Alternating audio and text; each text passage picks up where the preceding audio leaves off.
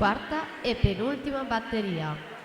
Matteo De Mas Micheluto in corsia 1, Fabio Soprano alla 2, Alberto Dalla Torre in 3, Simone Viani in 4, Enrico Lazzarini in 5, Lorenzo Collodel in 6, Nicolò Cinquegrani in 7, Marco Londero in 8.